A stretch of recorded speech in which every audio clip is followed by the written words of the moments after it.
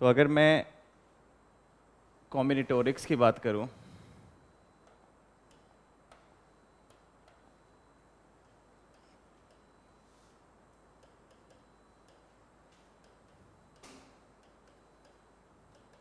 तो हमने सबसे पहले क्या किया था? Basic principles of counting. I hope ये सबको आता है ना? और इसका एक एप्लीकेशन देखा था, नंबर ऑफ फैक्टर्स। फिर हमने कुछ कॉम्बिनेटोरियल टूल्स देखे थे।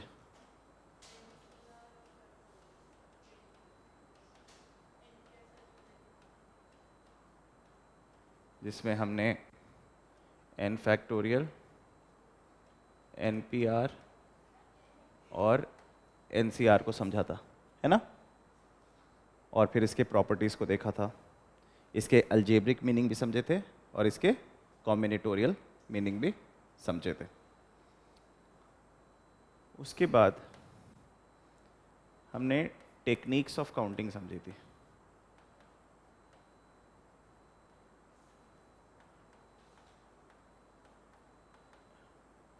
टेक्निक्स ऑफ काउंटिंग जब हम पढ़ रहे थे तो सबसे पहले हमने क्या समझा था?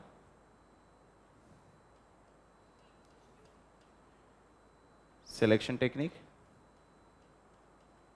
हमने देखा था कि जब भी हमें अगर कुछ सिलेक्ट करना है from distinct objects, from similar objects, from mixed object, अगर एक डिफाइंड नंबर सेलेक्ट करना है, जैसे कि 4, 5 आर ऑब्जेक्ट सेलेक्ट करना है out of n object, those n objects could be distinct, could be alike और कुड बी मिक्स्ड।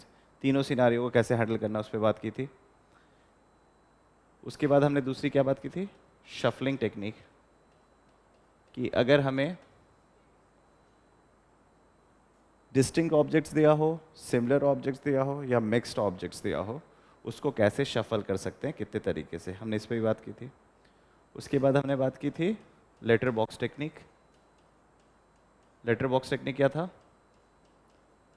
हमने इसमें देखा था कि अगर लेटर्स हैं और बॉक्सेस हैं तो हम कितने तरीके से उसको पोस्ट कर सकते हैं, जिसमें हमने कॉन्सेप्ट समझा था शेयरेबल और अनशेयरेबल का, और आंसर था shareable to the power अनशेयरेबल।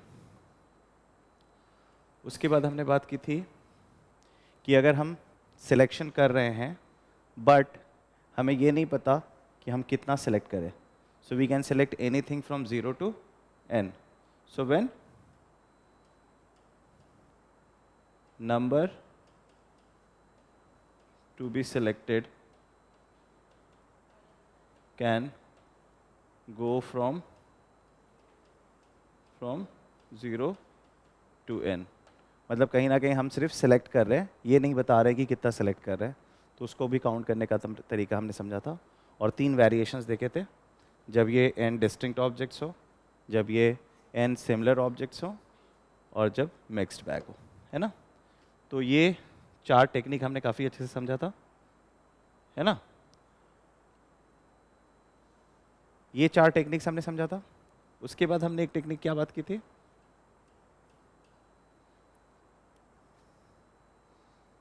वेगर्स method, जहाँ पे हमने बात की थी कि अगर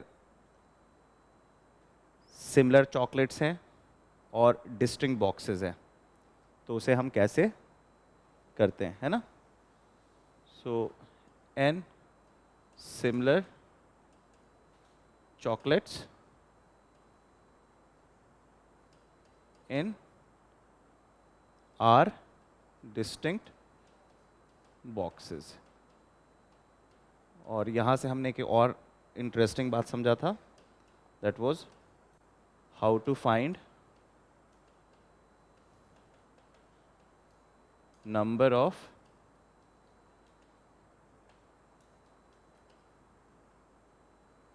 होल नंबर सॉल्यूशंस, राइट और रॉन्ग? तो आपने परम्यूटेशन कॉम्बिनेशन चैप्टर के एक अच्छे खासे थ्योरी को कवर कर लिया और उससे रिलेटेड बहुत सारे सवाल को भी अच्छे से समझ लिया। ठीक है, अब इसी समझ को लेकर हम चीज़ों को थोड़ा सा और फाइनर एस्पेक्ट में बढ़ेंगे। ठीक है, तो यहाँ तक किसी को कोई डाउट है तो पूछ सकता है। No doubt? पक्का? आगे बढ़े। आज हम लोग जो स्टार्ट करने जा रहे हैं उसको पहले यू नीड टू अंडरस्टैंड कि हो क्या रहा है। So you have to study the pattern. आप देखो यहाँ पे मैं लिख रहा हूँ 1, फिर मैं लिख रहा हूँ 1 1, फिर मैं लिख रहा हूँ 1 2 1, फिर मैं लिख रहा हूँ 1 3 3 1, फिर मैं लिख रहा हूँ 1 4 6 4 1, फिर मैं लिख रहा हूँ 1 5 10 10 5 1। क्या हो रहा है देख सकते हो? इसे हम कहते हैं, क्या कहते हैं इसे हम?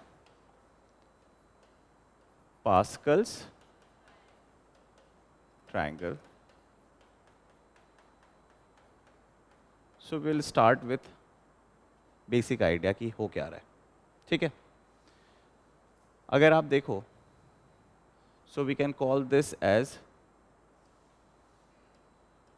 रो 0, I can call this as row 1, and then I can call it row 2 3 4 5. So you see that you have a series of rows. So start with 0th row, then first row, second row, third row, fourth row, and keeps on moving. Now you need to understand कि what's happening here. आप देख सकते हो कि 0th रो में कितने elements हैं? 1। First row में कितने एलिमेंट्स हैं? सेकेंड रो में, थर्ड रो में, फोर्थ रो में, तो 10th रो में कितने एलिमेंट्स होंगे? और 100th रो में?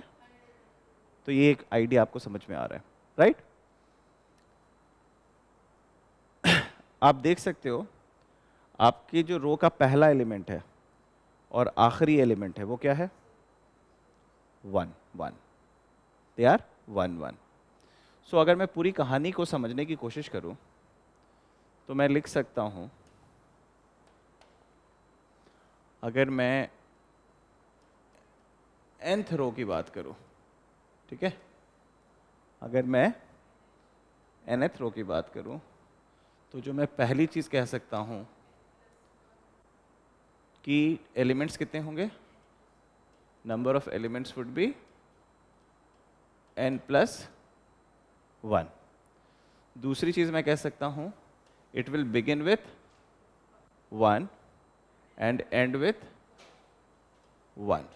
ठीक है, so it will begin with 1 and and with 1। अगर मैं कहूं कि let's call the first term of the nth रो, तो इसका क्या मतलब है? द फर्स्ट टर्म, कि nth रो का जो फर्स्ट टर्म होगा वो क्या होगा? 0th पोजीशन वाला बंदा, and I can say this is equal to 1।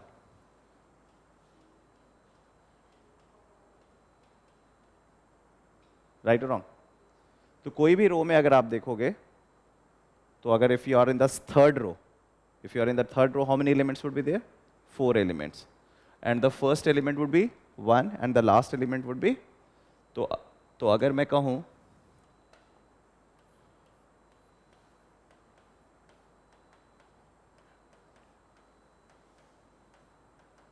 ये क्या होगा? 1। और अगर मैं पूछूं what is 3 1, तो आप क्या कह सकते हो? 3 and 3, right?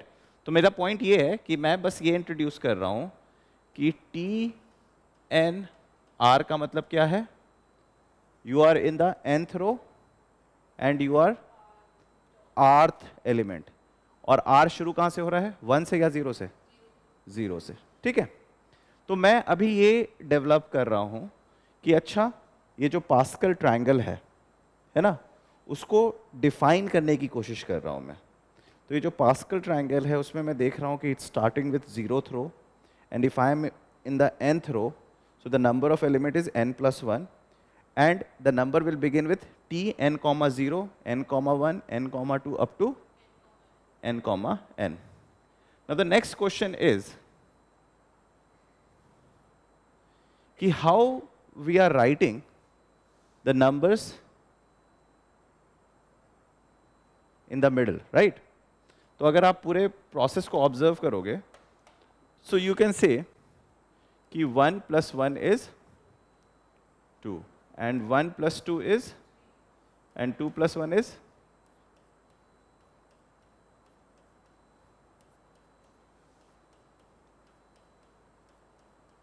right?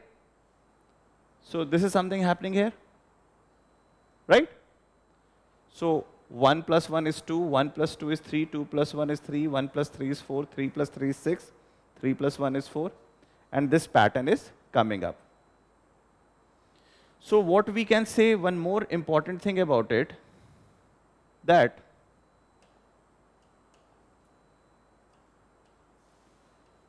t n minus 1 comma k plus t n comma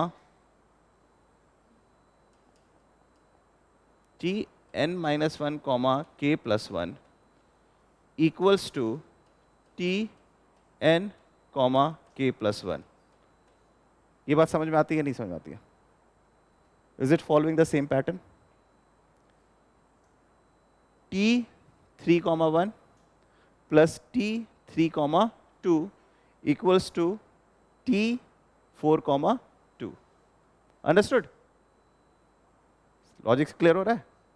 तो अगर मैं इस एलिमेंट को लिखना चाह रहा हूं, तो I am adding this and this, right और रॉन्ग? अगर मैं इसकी रैंक बताऊं तो ये रैंक क्या है? t 5 comma 2 t, and what is this? t 4 comma 1 plus t 4 comma 2 gives me t 5 comma 2, right? तो आप क्या क्या चीज ऑब्जर्व कर रहे हो? आप ऑब्जर्व कर रहे हो कि when you are on the nth row of this Pascal triangle, the total number of elements is n plus 1. The beginning element is 1, the ending element is 1. So you can say t n comma 0 is 1, t n comma n is 1. And then you are picking a random element, rth element, है ना? Position क्या है? rth position का element. Position शुरू कहाँ से हो रहा है? 0 से. तो एक्चुअली अगर आप नेचुरल नंबर पे देखोगे तो it's r plus 1th element, है ना? तो जो t n कॉमा r है वो बिल्ड कैसे हो रहा है? वो एक रो ऊपर जाके, अगर मुझे ये एलिमेंट बिल्ड करना है तो मैं एक ऊपर जाऊंगा और इधर जाऊंगा, राइट और wrong? So if I have to build t 4 comma 2, I will go t 3 comma 1 plus t 3 comma 2 and I will get t 4 comma 2, right और wrong? So this is what the pattern is following. t n minus 1 comma k plus t n minus 1 k plus 1 will give me t n comma k plus 1. कुछ पुरानी चीजों से मिलता जुलता दिख रहा है? रिकग्नाइज कर पा रहे हो? कुछ पहले देखा है अभी कॉम्बिनेटोरियल की क्लास में ऐसा कुछ नहीं देखा है?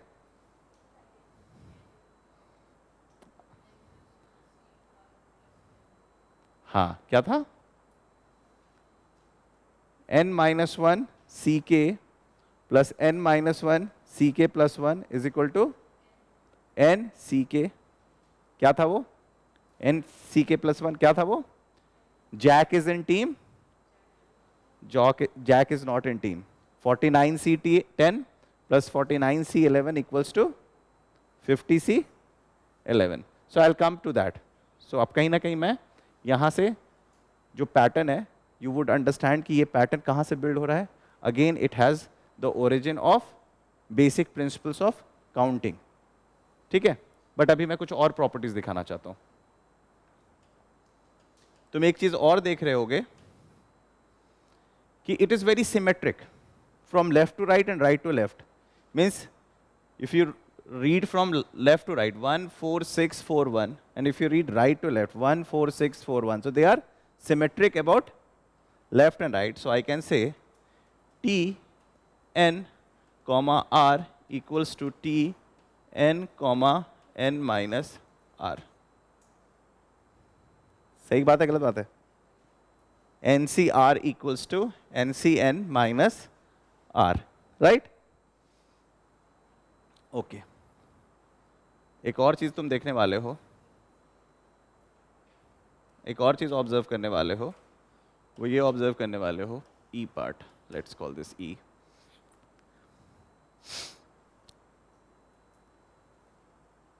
If I add n comma 0 plus n comma 1 plus n comma 2, कहाँ तक? n comma n. So the answer would be equal to 2 to the power n. कैसे देखो? 1 is 2 to the power 0, 1 plus 1 is 2, 1 plus 2 plus 1 is 4, 1 plus 3 plus 3 plus 1 is 8, 1 plus 4 plus 6 plus 4 plus 1 is 16, 1 plus 5, 32. So what you are seeing? 2 to the power 0, 2 to the power 1, 2 to the power 2, 2 to the power 3, 2 to the power 4. So it will follow 2 to the power n. ये पढ़ा था क्या? NC0 plus NC1 plus NC2 up to NCN equals to 2 to the power n. So कहीं ना कहीं we are getting very sure कि ये जो भी लिखा जा रहा है through what? Through NCR medium, है ना? यहाँ तो कोई दिक्कत है? चलो एक और खूबसूरत सी बात बताता हूँ. अब देखो 1 1 1 1 2 1 1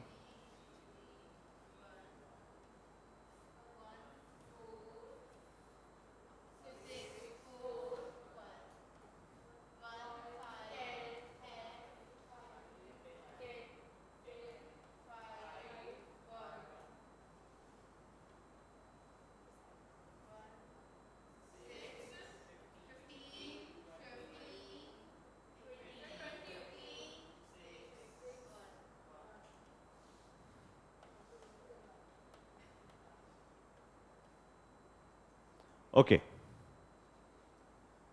अब देखो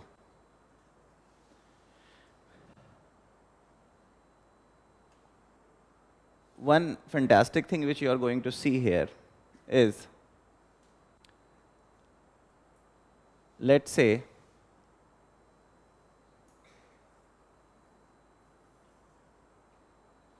what do you see here? 1 plus 3 plus 6 plus 10 equals to 20. 1 plus 6 plus 6 plus 10 equals to, and it looks like a hockey. So we call this as hockey stick identity. We call this as hockey stick identity. So if you go from left to right, you take a thing, diagonal thing, you go ahead, no matter where you want to go, till where you want to go, you will always, when you scoop it, when you go to the edge, you will always see all the numbers which are written on the handles. They will all add up to. और इसको आप induction से भी देख सकते हैं. कैसे? अगर मैं इस कहानी को यहीं पे कन्वर्ट कर दूं तो क्या है? 10 10 plus 10 equals to 20. यही तो होता है. आप यहां आ जाओ. 4 plus 6 equals to. So the whole story is adding up from that idea. Jack is in team and Jack is not in team. Okay. So we call this as hockey stick identity. तो अब मैंने एक चीज जो आप लोग के सामने काफी अच्छे से एस्टैब्लिश कर दी है वो ये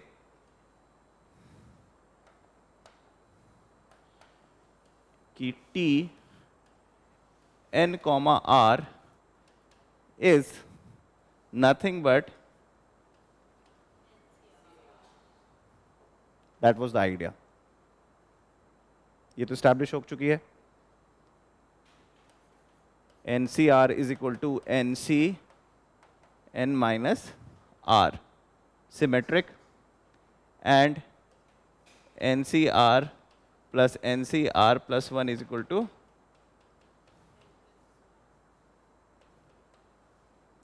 right?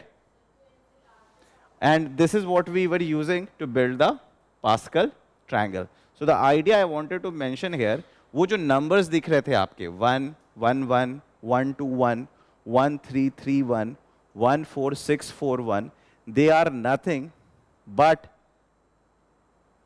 binomial coefficients. अब ये binomial coefficients क्या है उसके लिए थोड़ी देर के लिए रख दो, but it is NCR, NCR, right?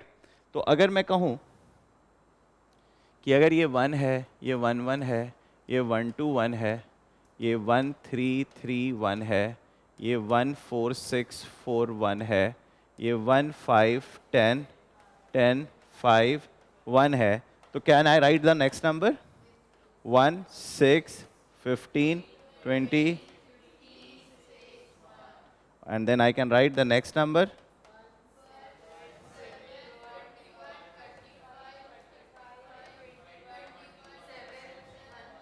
1, right? और आप इसमें क्या क्या चीज देख चुके हो? They are symmetric. Sum of each row is 2 to the power n, and then hockey-stick identity. But अगर मैं इस पूरी कहानी को ऐसे लिखूं 0C0, क्या गलत है? 1 को मैं रिप्लेस करूं 0C1 0 से, तो क्या गलत है? 0 object select 0, how many ways? 1 1C0 1C, सही बात है गलत बात है? और ये क्या होगा? 2C0 2C1 2C, ये क्या है? 3C0 3C1 2 3C, और ये होगा 4C0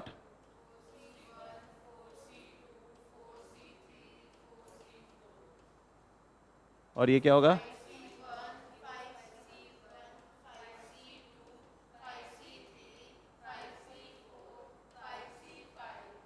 तो जो आपकी पास्कल्स ट्रायंगल बनेगी वो जो नंबर्स 1 2 3 4 है, now you can do it in a form of NCR, ठीक है? तो इस पूरी कहानी को मैं अगर अच्छे से लिखूं तो मैं लिख सकता हूं 0C0 1C0 1C1 2C0 2C1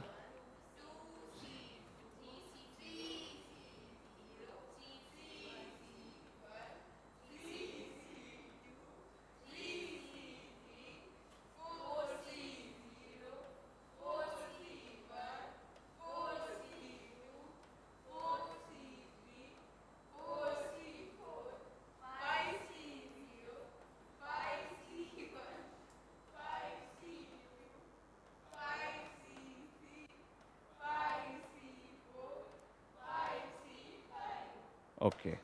And in the same fashion, we can go with nth row, and that would be NC0 plus NC1 plus NC2 up to NCn. कुछ चीज़ें हमने ऑलरेडी इस्टेब्लिश कर ली थी। एक चीज़ जो अब हम इस्टेब्लिश कर सकते हैं वो ये है कि NC0 plus NC1 plus NC2 up to NCn equals to 2 to the power n, and the way to look at it is first by Pascal's triangle validation, but we have already proved it through combinatorial. How did we prove it? अगर आपके पास n objects हैं, n distinct objects हैं, और आपको group बनाना है, आपको group select करना है, बट ये नहीं बताया गया है कि कितना सेलेक्ट करना है, कितने ग्रुप, कितने मेंबर्स का वो ग्रुप सेलेक्ट करना है। तो आप कुछ भी कर सकते हैं, आप 0 से लेकर n तक में किसी का भी ग्रुप बना सकते हैं। So you can make a group of 0, you can make a group of 1, you can make a group of 2, you can make a group of 3। तो it would be NC0 plus NC1 plus NC2 up to NCn। और इसी चीज़ को हम principal of multiplication से कैसे देखेंगे कि अच्छा, if I am going to make a group, I am going to pick each object and ask 2 questions. whether should I take you or not take you. I have only two options, right? So हर एक object के पास कितने options हैं? Two, and it's a story of stages. So what we are going to do? We are going to multiply. So 2 into 2, how many times? N times. So that would be equal to 2 to the power. ठीक है? Understood? Clear? एक और fantastic चीज इसमें आएगी, वो ये आएगी which is called binomial expansion. तो अगर आपको ध्यान हो तो मैंने कहा कि ये नंबर्स बाइनोमियल कोएफिशिएंट्स हैं, है ना? अगर मैं इस पूरी कहानी को थोड़ी देर के लिए यहां पे ऐसे बंद कर दूं, ठीक है, यहां पे मैं इधर ले जाऊं, आई होप आप इन सारे नंबर्स को क्विकली नंबर्स में कन्वर्ट कर सकते हैं. This is 1 2 1, this is 1 3 3 1, this is 1 4 6 4 1, this is 1 5 10 10 5 1, right? Now if I ask you what is x plus y to the power 0? 1. And if I ask you what is x plus y to the power 1? X plus y. And if I ask you what is x plus y का square?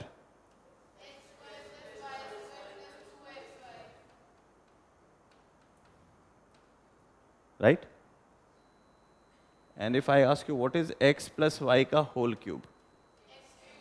Always say in terms of कि power of x is reducing and power of y is increasing. So you can say x cube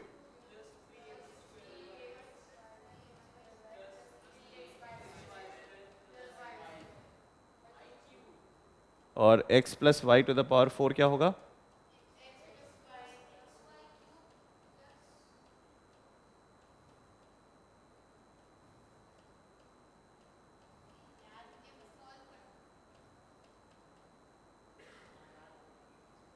कुछ देख पा रहे हो? कुछ connection देख पा रहे हो?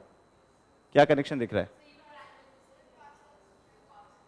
1 4 6 4 1, 1 4 6 4 1, 1 3 3 1, 1 3 3 1, 1 2 1, 1 2 1, 1 1 1 1. So these Pascal triangle के जो elements हैं जिसे आप NCR कह रहे हैं, they are actually binomial coefficients. They are binomial coefficients. So if I ask you what is x plus y to the power 5, you can say x to the power 5 plus, then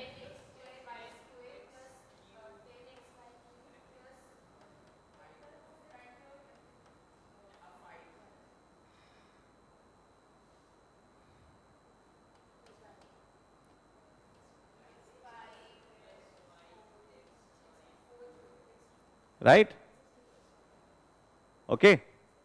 So can you say that x plus y to the power 5 is nothing but 5c0, 5c1, 5c2, 5c3, 5c4, 5c5, x to the power 5, x to the power 4y, x cube y square y cube, x y to the power 4.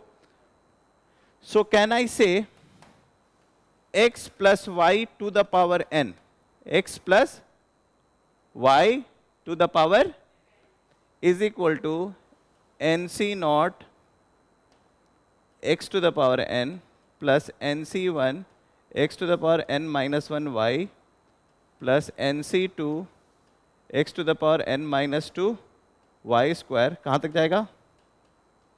ncn y to the power n. Do you agree with this? Beautiful. अच्छा, ये समझ में आया? So can I say x plus y to the power 5 is 5c0 x to the power 5, 5c1 x to the power 4y, 5c3, 5c2, 5c1, 5c0, 5c1, 5c2, 5c3, 5c4, 5c. Power of x reducing, power of y increasing. Starting with x to the power 5, ending with x plus y to the power n. Starting with x to the power n, ending with nc0, which is 1, NCn, which is NC0, NC1, NC2, NC3 up to NCn, x की power n, x की power n minus 1, n minus 2 reducing, y to the power 0, y to the power 1, y to the power 2 increasing, y to the power. So this is called binomial expansion. This is called binomial expansion, right? तो अगर आपको याद हो हमने NC0 plus NC1 plus NC2 up to NCn is equal to 2 to the power n कैसे proof किया था? Combinatorial तरीके से, है ना? कॉम्बिनेटोरियल तरीके से जिसमें हमने प्रिंसिपल ऑफ मल्टीप्लिकेशन का यूज किया था. एक हमने सिलेक्शन टेक्निक यूज किया था when number is not defined, तो NC0 plus NC1 and that is equivalent to principle of multiplication. हर एक ऑब्जेक्ट उठाया तो हमारे पास दो चॉइस था, should I take you in the team or not in the team. तो क्या हो गया? 2 to the power n. तो वो था कॉम्बिनेटोरियल तरीका. दूसरा हमने एविडेंस कहाँ देखा? पास्कल ट्रायंगल में. और तीसरा खूबसूरत एविडेंस क्या होगा? अगर मैं इस इक्वेशन में ये इक्वेशन देख रहे हो, अगर मैं इसको x इज इक्वल टू 1 और y इज इक्वल टू 1 लूंगा तो ये इक्वेशन वैलिड होगा? Will this equation be valid? क्यों नहीं? When x plus y का whole square is an identity, x plus y का whole cube is an identity, that is valid for all real numbers. So if I put x is equal to 1 and y is equal to 1, what you got on the left hand side? And what you got on the left hand side?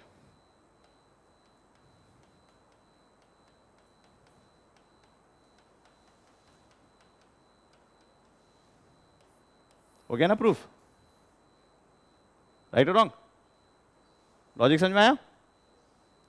है ना? I just manipulated here, x को 1 डाल दो, y को, ये valid है तो सबके लिए वैलिड है. So if I put x is equal to 1 and y is equal to 1, I'll break into this. है ना? अगर आपसे कोई पूछता है, अच्छा ये बताओ 1 plus x to the power n क्या होता है? तो आप कह सकते हो 1 plus nc1x plus nc2x square up to ncn x to the power n. Right or wrong? Okay. So now I introduce this concept कि how you can see Pascal triangle as each element as a binomial coefficient, right? तो अगर आपसे कोई पूछता है what is NC0 plus NC1 plus NC2 up to NCn, you have 3 ways to look at it. You can prove it through combinatorial, you can prove it through Pascal's triangle observation, and then you can prove it through algebra, binomial expansions. क्या होता है? तू बता क्या होना चाहिए? Coefficient मतलब variable के आगे जो, बाइनोमियल मतलब x प्लस वाई. तो बाइनोमियल एक्सपेंशन के जो कोफिशिएंट्स होंगे उसके हम क्या कहेंगे? Binomial coefficient. तू और कुछ कहना चाहता तो कह ले. ठीक है? अंडरस्टूड? क्लियर? और वो जो बाइनोमियल कोफिशिएंट्स है वो क्या है? NC0, NC1, NC2, NC3, NC4 up to NCn, and you can pick any power, whatever you want to pick. Okay. अब मैंने आपको एक हॉकिस्टिक आइडेंटिटी दिखाई, है ना? पहले इस बात को समझ लेते हैं कि अगर आपसे कोई पूछता है 10C0 plus 10C1 up to 10C10, तो आप इसका आंसर क्या लिखोगे?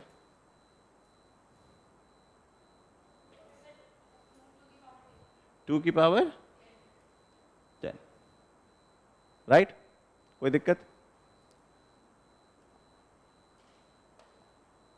आपको मैंने इसके बारे में बता रखा है. क्या है ये? Summation sigma. और इसके 3 तरीके के सिग्मा बताएं. कौन कौन से? एक सिमेट्रिक. सिमेट्रिक समझते हो? अगर 3 वेरिएबल्स हैं तो वो तीनों वेरिएबल्स सिमेट्री के तहत आएंगे. 4 वेरिएबल्स है तो 4 वेरिएबल्स सिमेट्रिक्स के तहत आएंगे. तो मैंने सिमेट्रिक की भी बात की थी और साइक्लिक की भी बात की थी. साइक्लिक में साइकिल फॉलो करेगा, सिमेट्रिक में all possible pairs, all possible triplets follow करेगा. और साइक्लिक में क्या करेगा? It will follow a complete rotation in one direction, इधर क्लॉकवाइज और एंटी क्लॉकवाइज. और एक होता है नॉर्मल समेशन. अगर कोई ऐसे लिखा है r इज इक्वल टू 0 से r इज इक्वल टू 10, इसका मतलब क्या होता है? यहां पे कुछ लिखा होगा जो कि फंक्शन ऑफ r होगा. क्या होगा? फंक्शन ऑफ, तो जब भी यहां पे लिमिट्स लिखा हो R0 से R10, इसका मतलब होता है जो भी फंक्शन है f ऑफ r, इसका मतलब होता है f0 plus f1 plus f2 up to f10। Logic समझ में आ रहा है? अगर कुछ ऐसा लिखा हो GR और R गोज फ्रॉम 5 to 8, इसका मतलब क्या होगा?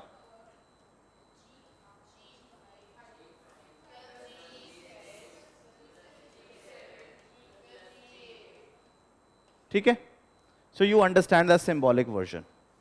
तो अगर कोई आपसे पूछे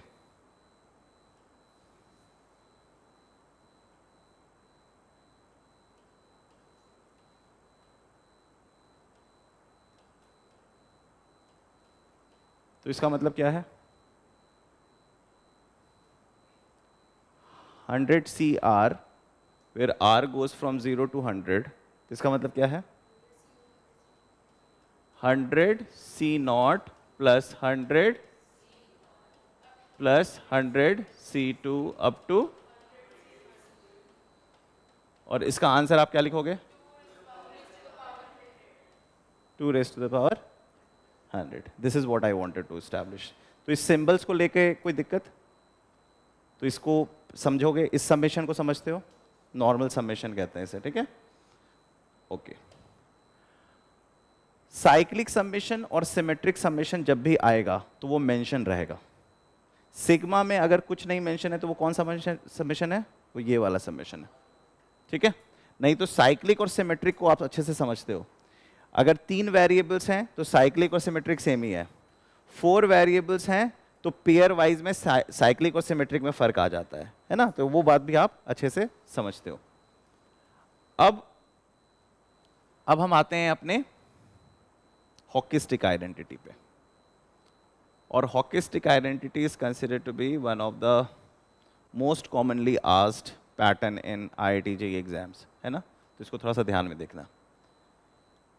देखो क्या है, 0C0, 1C0, 1C1, 2C0, 1, 2C2। So you are comfortable now with 2C, है ना? ऐसा तो नहीं है कि मुझे 1 to 1 लिखने की आवश्यकता है।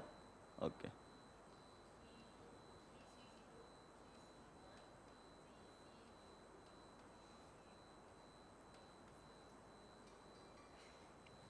आ जाना है, चला जा। नहीं,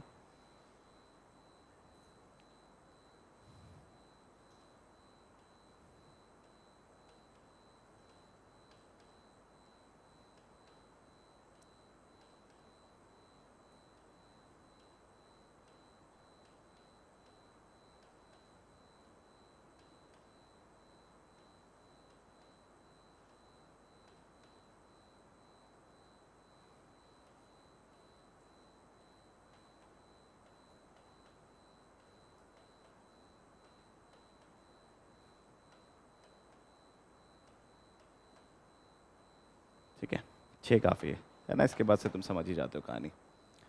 ओके, सो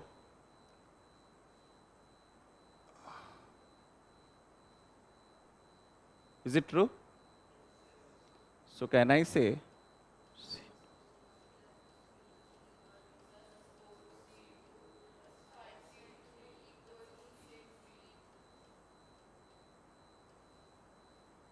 ठीक है?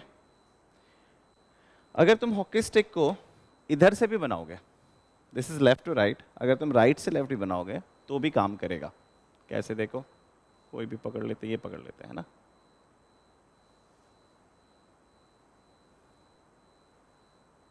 यहां पे क्या आ जाएगा?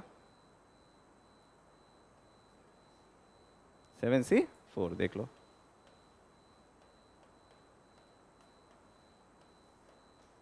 है ना? So what you can say 3C3 plus 4C3 plus 5C3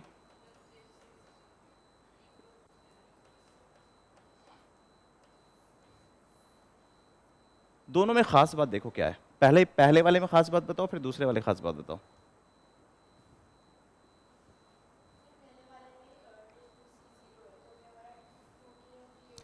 So it is starting with 2c0, मतलब it is starting with 0. It is starting with 0. And then 1, 2, 3, it's going in a natural number. अगर आप observe करो तो आप superscript और subscript का difference देखोगे तो वो कांस्टेंट है. 2 minus 0, 3 minus 1, 4 minus 2, 5 minus 3. So how to identify hockey stick? हमेशा तो वो पास्कल ट्रायंगल बना के नहीं देगा. हमेशा तो वो पास्कल ट्रायंगल बना के नहीं देगा कि हॉकी स्टिक आइडेंटिटी है खोजो. तो वो किस तरीके से लिखेगा? इस फॉर्म में लिखेगा, N C not plus N plus 1c1 plus N plus 2c2, है ना. तो मतलब हाउ टू रिकॉग्नाइज कि वो हॉकी स्टिक आइडेंटिटी है कि नहीं. तो आपको देखना पड़ेगा कि difference is constant. Difference is किसका डिफरेंस? सुपरस्क्रिप्ट और सबस्क्रिप्ट का. And it is starting with 0. It is starting with, या तो ये सिनारियो होगा, या दूसरे में ऑब्जर्वेशन देखो क्या है, all the subscripts are same. All the subscripts are and starting with 3c3. मतलब it should always start with 1. It should always start with 1, and either the difference of superscript and subscript should be constant, or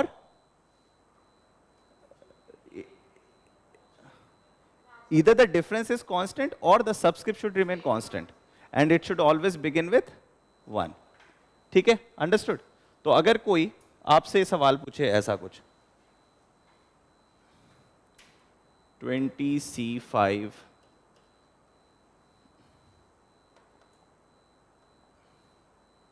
20c0 plus 21c1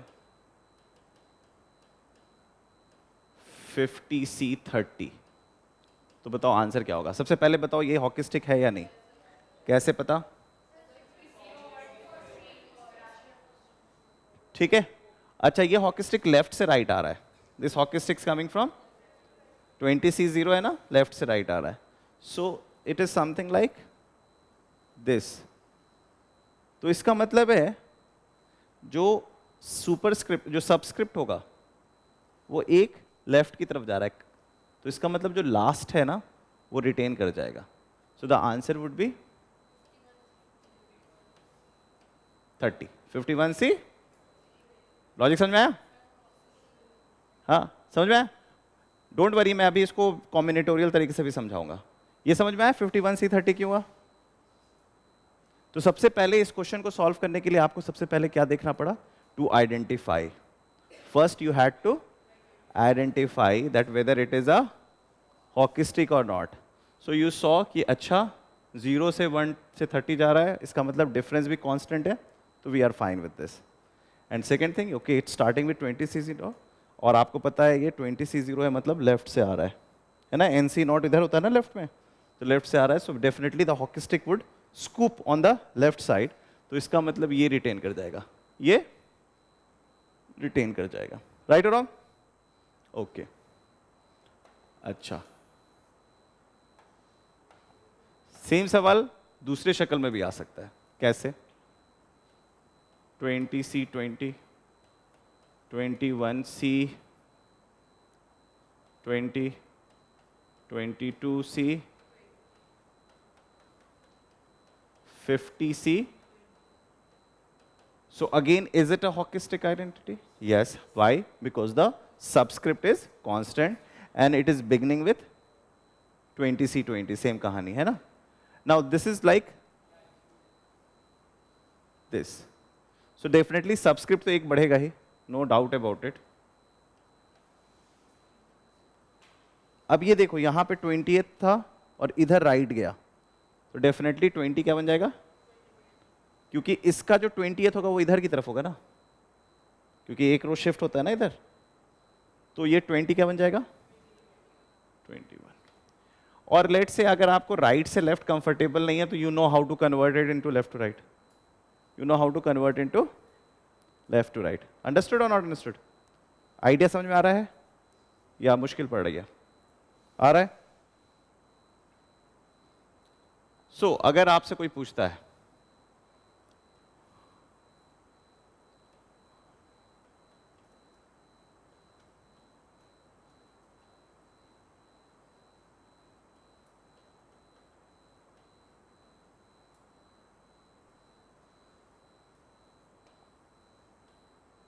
तो बताओ इसका answer क्या होगा?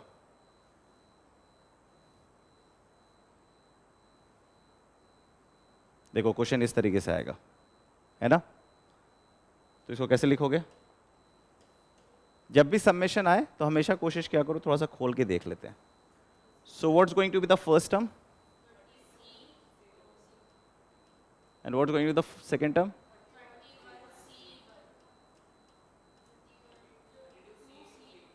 और end कहां पे करेगा?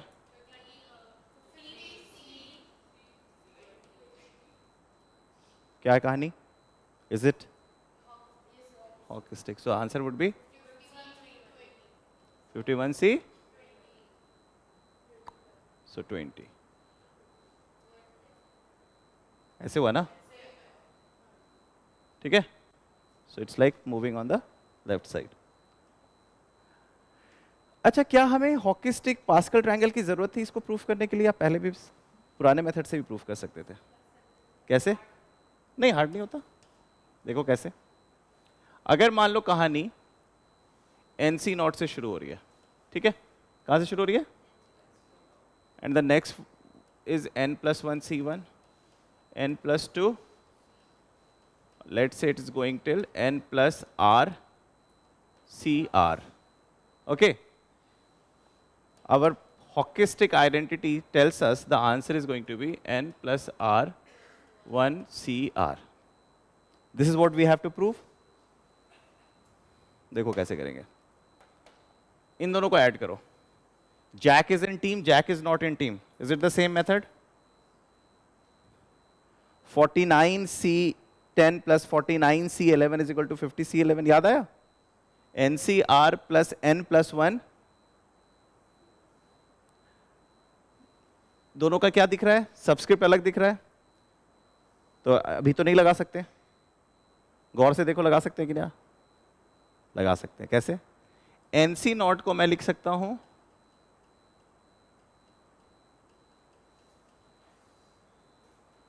NC नॉट और N+1C नॉट में कोई फर्क है क्या?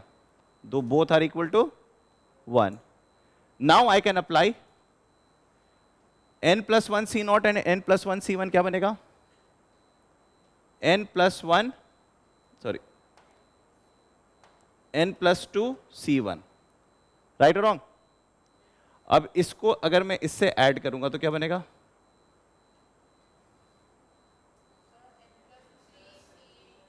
N+3, और उसके बाद नेक्स्ट क्या आएगा? N+3C3. अरे ये जो टर्म होगा उसके साथ ऐड करते हुए रिकर्शन करता चला जाएगा. तो यहां पे जब इवेंचुअली क्या आएगा? N+R CR माइनस, और इन दोनों को ऐड करोगे तो क्या आएगा? लॉजिक समझ में आया?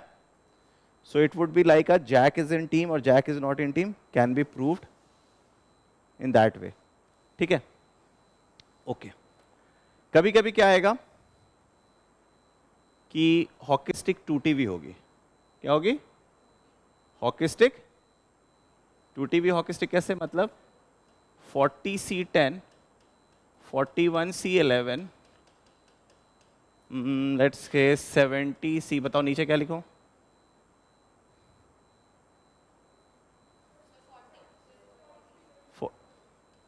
ठीक है. क्यों लिखा मैंने 40? क्योंकि डिफरेंस तभी तो हॉकी स्टिक बनेगा. Okay. It looks like a hockey stick, but is it? It had to start with something 1. 30C not से स्टार्ट होना था. तो इसका मतलब it is a broken hockey stick. It's a. So how to handle this? Yes, we are going to make it, you are going to add to make complete. मतलब जो टूटा हुआ है उसे पूरा कर देते हैं, और जो भी ऐड किया है उसे सब्ट्रैक्ट कर देते हैं. तो मैं क्या करूंगा? 30C नॉट से कहां तक जाऊंगा? 39C9 तक.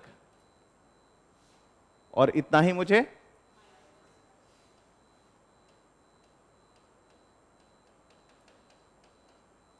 ये जो मैंने येलो से ब्रैकेट में लिखा है, is it a hockey stick?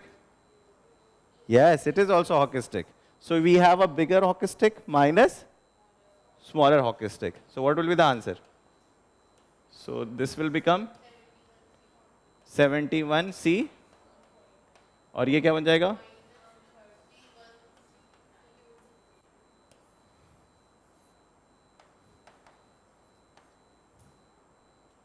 Right? Understood, not understood? समझ में आ रही कहानी? क्या क्या? एनसीआर जैसा है तो ये तो तेरे से एनसीआर ही में है। अरे एनसीआर ही है।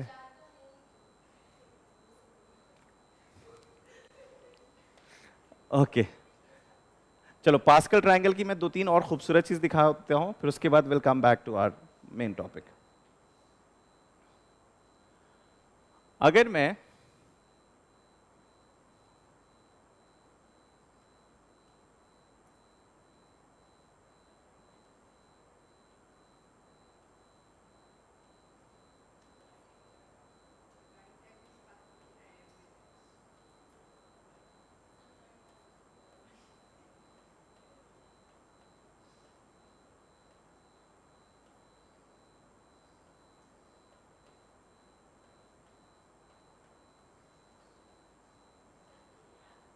ठीक है,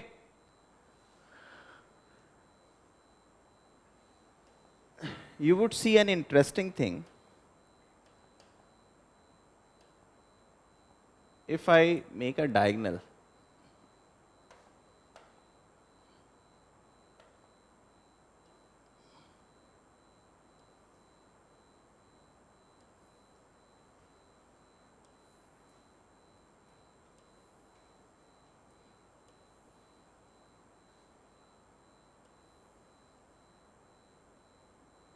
ठीक है, you would see a beautiful thing here. पहले जो डायगोनल लाइन मैंने बनाया है उसमें क्या लिखा हुआ है? 1, राइट? दूसरा जो डायगोनल है उसमें क्या लिखा हुआ है? 1 और 1 + 1 और 1 + 2, 1 + 3 + 1, 1।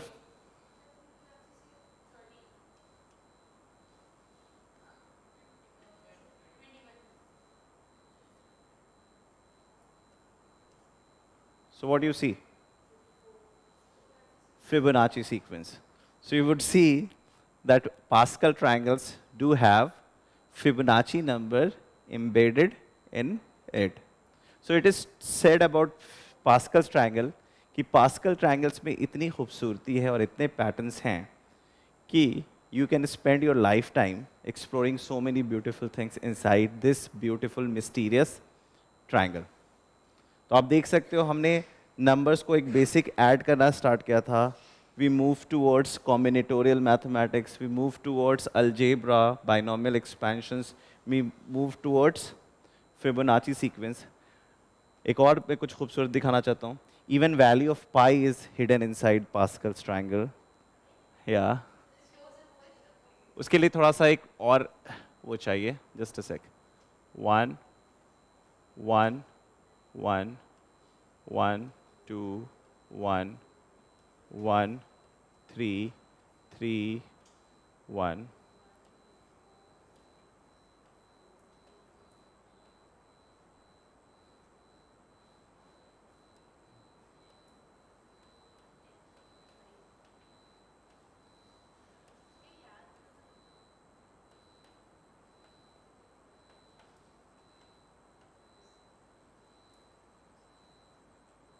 थोड़ा ज़्यादा मैं इसलिए बनाता हूँ ताकि आपको पैटर्न और ज़्यादा डेटा मिले पैटर्न देखने के लिए। इवेंचुअली कहानी तो एनसी में मैं डाल एनसीआर में ले ही जाता हूँ, but you need to see things, that is why I write more numbers so that your data points increases, huh? Okay, look here. What is this? These are 1 1 1 1 1, है ना? All are, so you see a series of ones, है ना? Every time don't have to add, huh? And what you see?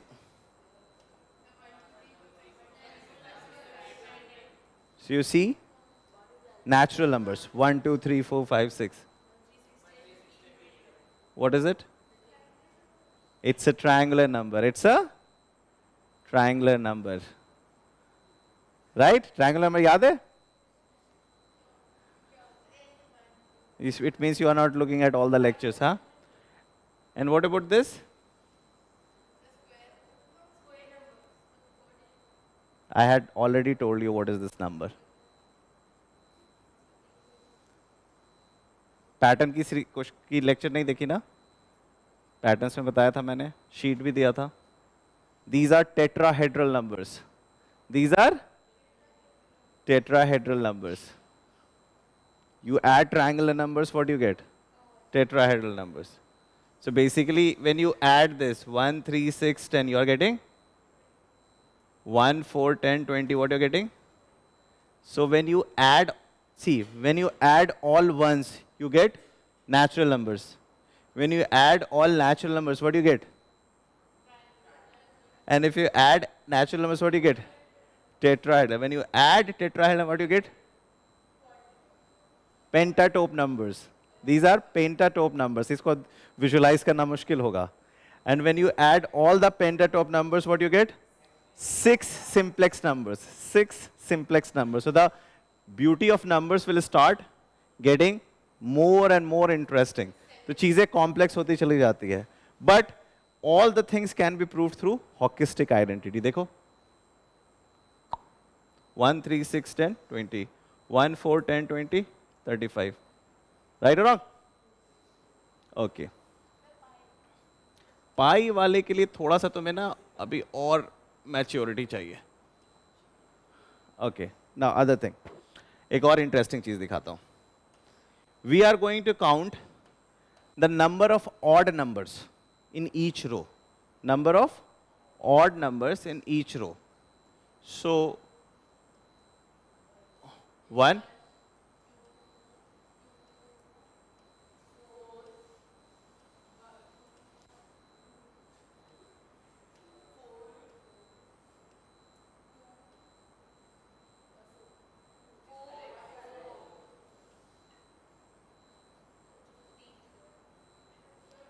1, 2, 3, 4, 5, 6.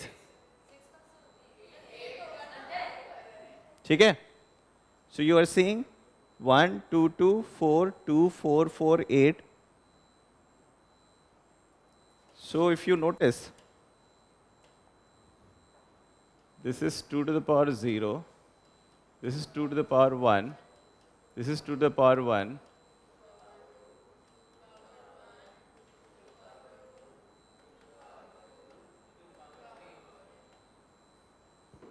But how these numbers are coming? 1, 1, 2. Okay, just tell me. तुम लोग सब binary numbers जानते हो? Binary numbers जानते हो? Okay. ये 7th रो है. ठीक है? 7 को बाइनरी में कैसे लिखते हैं? 4 + 2 + 1. नहीं आता तुम्हें binary numbers? You don't know how to write binary numbers? Okay. जब तुम डेसिमल्स में होते हो तो कैसे लिखते हो? 10 to the power 0, 10 to the power 1, 10 to the power 2, 10 to the power 3, and you start putting coefficients. When you are in binary, you don't have any digits other than 0 and 1. मतलब आप सिर्फ 0 और 1 के अलावा किसी भी चीज को रिकॉग्नाइज नहीं करते. तो इसलिए कहीं ना कहीं जब आपके पास, तुम लोग को एक्चुअली काउंटिंग ठीक से नहीं आता है, तो जो तुम लोग, let me help you out, this is very interesting, so I wanted to talk. तुम लोग को सही में लगता है कि हम लोग 9 के आगे गिन पाते हैं? We only count till 9. We don't know how to count 10. Do you know that? Okay. So in decimal system what we do, जो हम सिस्टम फॉलो करते हैं उसे क्या कहते हैं? हिंदू अरेबिक सिस्टम, है ना? देखो ऐसे समझो, let's say you are a shepherd in ancient time, है ना? एक शेफर्ड हो जो शीप्स रखते हो, है ना? और लेट्स से तुम्हारे पास 5 शीप्स हैं या 5 कैमल्स हैं, तो तुम उसको रिप्रेजेंट कैसे करोगे? 1 2 3 4 5. So you will say 5 units and you would say कि 5 camels I have. Let's say you have 9 camels. So 3 3 6 3 9 लिख दिया, ठीक है? 9 camels तक तुम 9 पेबल्स डाल के काउंट कर रहे हो, बट जैसे ही 10 कैमल्स होते हैं, तो जैसे ही 10 कैमल्स होते हैं, तुमने ये तो लिख दिया बट इसे 10 नहीं बोल पा रहे हो. इसे क्या कह रहे हो? 1 रो एंड 0 कैमल, जिसे आप क्या कह रहे हो? 1 0. आप एक्चुअली कह रहे हो 1 0, ठीक है, जिसे आप लिखते हो 10 बोलते हो. तो एक्चुअली क्या हो रहा है? You are a shepherd, you had 9 camels, so you said 9 pebbles. The moment you had 10 camels, you don't know how to say 10, so you are saying 1 row of camel and any extra camel? No, 0. अब तुम्हारे पास 15 camels हैं. 1 row. तुम्हें seriously नहीं आता ना count करना? Okay, let me. So this is like 15. 1 row and 5 camels. And the moment you have 9 camels means 9 rows and then 9 camels. So you are able to say, okay, I have 9 rows and 9 units. But the moment you have 100 camels, you cannot say 10 rows. You cannot say 10 rows. You cannot say 10 rows. So what you can do, you can say, ये जो 10 रोज रखे हैं ना, ये जो 10, 1 block, 0 row, 0 unit. So how many? And then you have 109 camels, 1 block, 0 row camels. And once you have 999 camels, 9 blocks, 9 rows, 9 camels. And once you have 1,000, 1 super block. 1 super block. So this is how you are counting. This is how you are counting. Right? Understood? अब computers कैसे count करता है? अब computers को तो 2 भी count करना नहीं आता है. So computers या तो recognize करता है yes और, so binary system में क्या हो रहा है? वो सिर्फ 2 ही चीज रिकॉग्नाइज करता है, तुम हो या नहीं हो, है ना, तुझे लूं या ना लूं, है ना. अगर तुम देखोगे कंप्यूटर्स में जो 1 MB में कितना बाइट्स, 1 GB में कितना MB, 1024, that is 2 to the power 10, तो वो 2 पे ही खेलता है.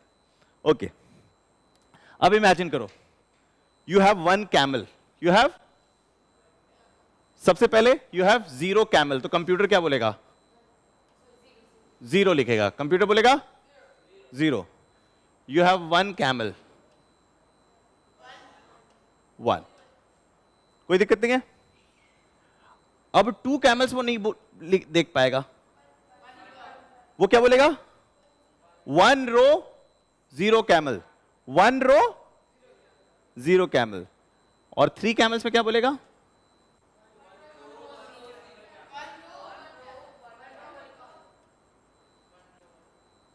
एंड 4 कैमल्स, 2 रोज तो बोल नहीं सकता है.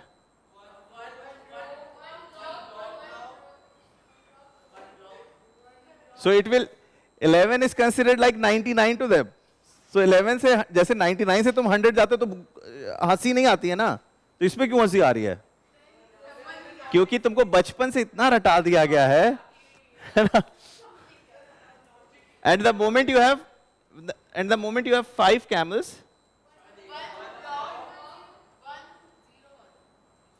and 6 camels,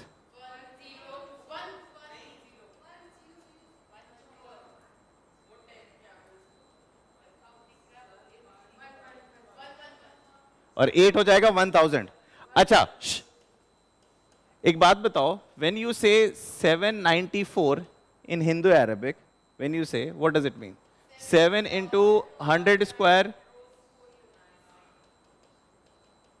यही होता है ना? देखो इसको पकड़ता हूं, 2 स्क्वायर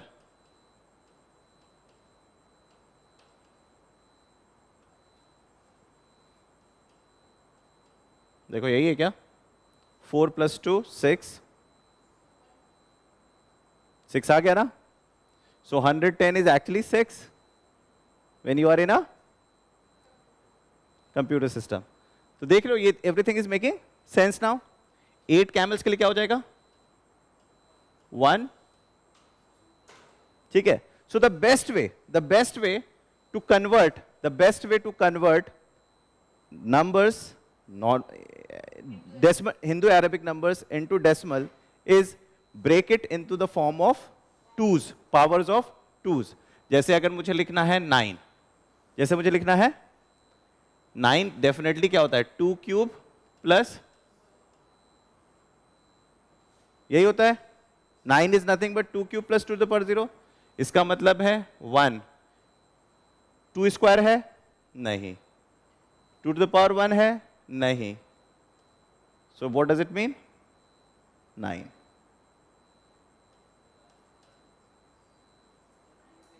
नहीं समझ में आया? अगर मुझे 9 को बाइनरी में लिखना है तो मैं क्या लिखूंगा? मैं 9 को ब्रेक करूंगा 2 के पावर्स में, तो 9 के पास सबसे जो हाईएस्ट पावर है उसी को देखूंगा। तो 4, 8, 16, 32, 64, तो 9 के पास कौन है? 8। 8 आ गया। अब बचा क्या? 1। 1 है easy to the power. Let's say अगर मेरे पास है 24, क्या है? 24 is nothing but 16 + 8। Why did I break in 16 and 8? 2 की power, so I'll always start with highest. 2 की पावर 4 plus 2 की power, I don't have 2 to the power 2, I don't have 2 to the power 1, I don't have 2 की power, so the answer would be 1 1 0 0 0 small script 2. ठीक है? I'll teach you this also, but आज pascal triangle पे वापस आते हैं। ठीक है? Understood?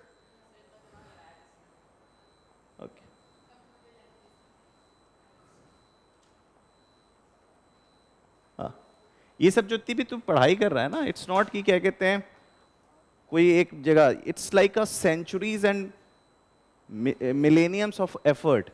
मैंने यूक्लिडियन क्लास ली थी ना, तो पता है ना कितने हजार साल पहले वो लिखा गया था।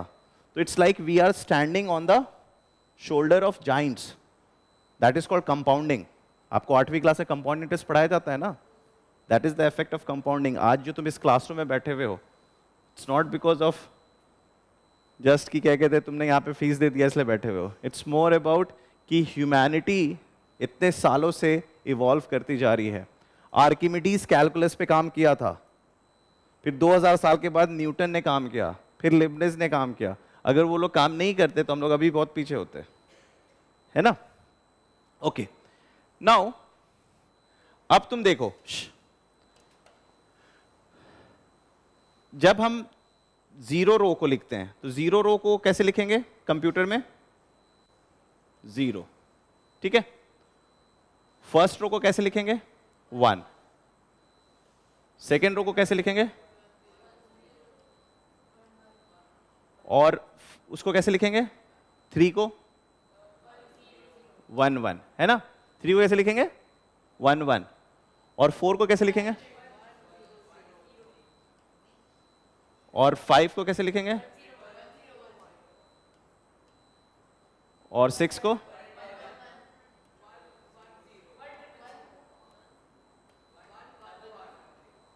ठीक है? Just notice how many ones you see on the first, how many ones you see here, how many ones you see, how many ones you see, how many ones you see, how many ones you see, how many ones you see, how many ones you see? So what we can say here कि if I have to count the number of odd numbers in nth row, if I have to count the number of odd numbers in nth row, I just need to do 2 to the power something, 2 to the power some number। वो क्या है? उस n को हमें क्या लिखना होगा? Binary form में लिखना होगा और हमें काउंट करना होगा नंबर ऑफ वंस. जितना नंबर होगा that would be the total counting. हाँ हाँ, 8 पे जाओगे ना. हाँ तो 2 ही हो गए, देख लो. Let's check, let's check. इसे करते हैं, लेट्स पिक एज 1 8.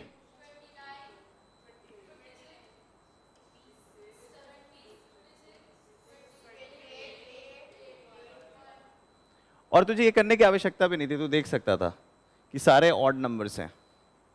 तो पहला और आखिरी छोड़ के सब ऑड प्लस ऑड क्या होता है? इवन होता है. ठीक है, okay. Now coming to the enough of Pascal's triangle, will have some questions, है ना. आज मैं शीट बना नहीं पाया, so will be sharing the sheet in a day और 2. ठीक है. अच्छा, अब मैं आपको लास्ट पोर्शन परम्यूटेशन कॉम्बिनेशन के एक सबसे इंपॉर्टेंट पोर्शन, जो लास्ट पोर्शन है, उस पर बात करूंगा. और फिर उसके बाद will move toward some other topics, है ना. अच्छा,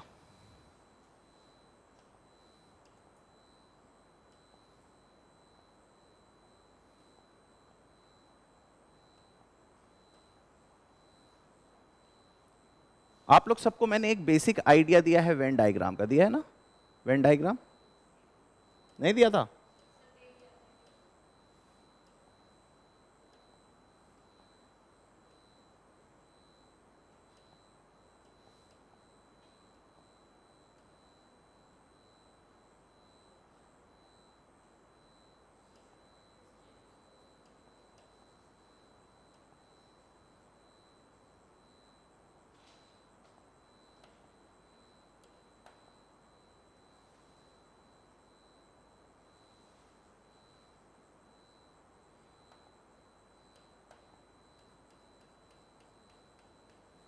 ठीक है.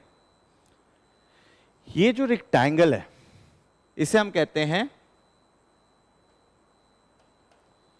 Universal set. क्या कहते हैं?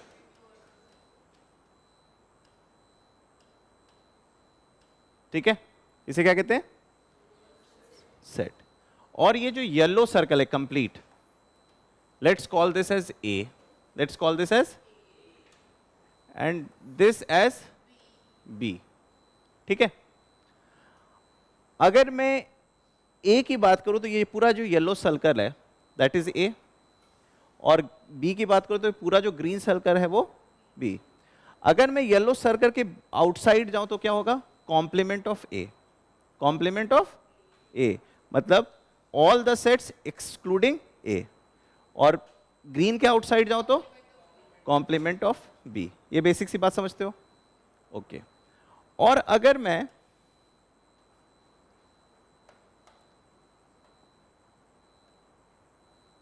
इस रीजन में जाऊं, कलर्ड रीजन में जाऊं, ये जो कलर्ड रीजन है, अगर मैं इसमें जाऊं तो मैं इसे क्या कहूंगा?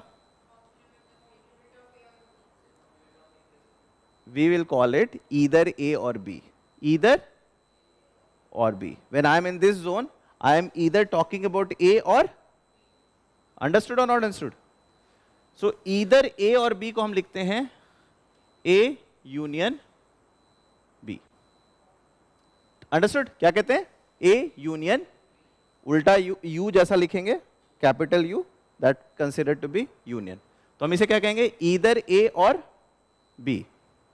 अच्छा, अगर मैं इसे 3 रीजन कहूं, रीजन 1, रीजन 2, रीजन 3, तो आप कह सकते हो region 1 plus region 2 is A, and region 2 plus region 3 is B, and region 1 plus 2 plus 3 is A union. Now the question is what is region 2? It's an overlapping, it's an overlapping zone of A and B. So can I say this is A and B? This is something which has A भी है, और अगर मैं और and की भाषा में कहूं तो मैं कहूंगा A and B. और अगर मैं सिंबॉलिक भाषा में कहूं तो मैं कहूंगा इंटरसेक्शन A इंटरसेक्शन B. यहां तक बात समझ में आती है? नहीं आती है? तो आपको A A complement B, B complement A union B, only A not B, only B not A and B। सबकी बात समझ में आ गई? ये बात, ये बात, ये बात, ये बात, ये बात, सबका रीजन समझ में आ गया? ए का रीजन क्या होगा? 1+2, और इसका क्या होगा? यूनिवर्सल -1+2, है कि नहीं? ए का मतलब क्या होगा? 1+2, और ए कॉम्प्लीमेंट का मतलब क्या होगा? The complete reason -1+2। बी का मतलब क्या होगा? 2+, और बी कॉम्प्लीमेंट का मतलब होगा यूनिवर्सल -2+3। लॉजिक समझ में आ रहा है? और ए यूनियन बी का मतलब क्या होगा? 1+2+3। ओनली ए नॉट बी का मतलब क्या है? मतलब I am not interested in overlapping zone, I am not interested in, so I am only interested in pure yellow region. So what we call? 1. Only 1. और only B not A का मतलब क्या हुआ? 2. और A and B का मतलब क्या हुआ? Sorry, ये 3. और ये क्या होगा? 2. Understood? Clear? कोई दिक्कत? U मतलब यूनियन, U मतलब जिसका अंग्रेजी में ईदर भी कह सकते हो, ईदर ऑफ द व्यू। ठीक है? अंडरस्टूड? क्लियर? समझ में आ रही है ये बात या नहीं समझ में आ रही है? ओके। तो अगर मैं इन सारी बातों को अगर समझ गया हूं, तो अगर मैं ये फॉर्मूला लिखता हूं, A union B, A is equal to A plus B, तो ये सही है या गलत है? क्या गलती कर दी मैंने? ओवरलैप को कितना 2 बार काउंट कर दिया है। क्या कर दिया है? याद करो, ऐसी गलती हमने कब की थी? जब नंबर ऑफ फैक्टर्स काउंट कर रहे थे प्रिंसिपल्स ऑफ काउंटिंग में। तो हम क्या करेंगे? माइनस ए इंटरसेक्टिंग बी, क्योंकि ए यूनियन बी क्या है? 1+2+3। ए क्या है? 1+2, बी क्या है? 2+3, तो 2 2 बार हो गया, तो एक बार माइनस करना पड़ेगा, -2। अंडरस्टूड? क्या? ओके ओके, एक बार और, क्या इसमें नहीं समझ में आया बताओ? ये सब समझ में आया? बस उसी का वेरिफिकेशन है ये, अगर तुम देखोगे तो। ए यूनियन बी का मतलब है ए प्लस बी। जब मैं ए और बी को ऐड कर रहा हूं, this circle plus this circle, तो ये जो बीच वाला पार्ट है ना ओवरलैपिंग, वो 2 बार ऐड हो गया, तो ओवर काउंटिंग हो गई है। ओवर काउंटिंग हो गई है तो एक सबट्रैक्ट करना होगा। ऐसे समझो 50 लड़के हैं। कितने हैं? 50 लड़के हैं। 40 लड़के क्रिकेट पसंद करते हैं और 30 लड़के हॉकी पसंद करते हैं, तो 40 + 30 70 बच्चे, और बच्चे कितने हैं? तो इसका मतलब कुछ बच्चे ऐसे हैं जो दोनों पसंद करते हैं, तो उनको सबट्रैक्ट करना पड़ेगा। 20 बच्चे दोनों पसंद करते हैं, तो उसको सबट्रैक्ट करना पड़ेगा। यहां पे एजम्पशन ये है कि हर बच्चे कुछ ना कुछ क्रिकेट हॉकी पसंद करता है। ये नहीं कि सर कुछ बच्चे ऐसे भी होंगे कि कुछ भी, तो हो सकता है फिर इसका मतलब ओवरलैपिंग और ज्यादा हो जाएगा। ओवरलैपिंग बढ़ेगा या ज्यादा होगा? बढ़ेगा, क्योंकि कुछ बच्चे वैसे भी हैं जो, तो इसका मतलब 40 + 30 minus overlap should be less than 50, should be less than 50। ठीक है? For 2 guys it's simple to understand. जो अब इसी चीज को हम थर्ड लोगों में ले जाएंगे, 3 लोगों के बीच में। अगर मैं 3 लोगों की चीज, अगर मैं इस यूनिवर्सल सेट को यहां लाऊं, ये मेरा मान लो यूनिवर्सल सेट है, ठीक है? और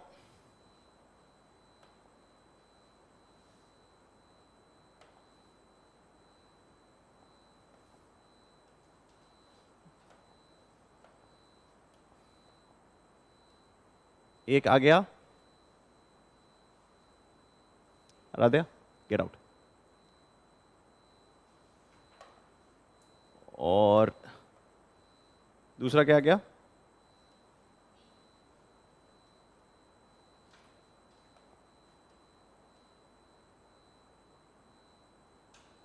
बी। ठीक है,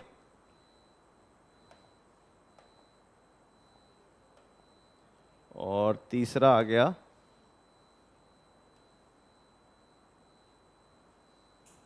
ठीक है।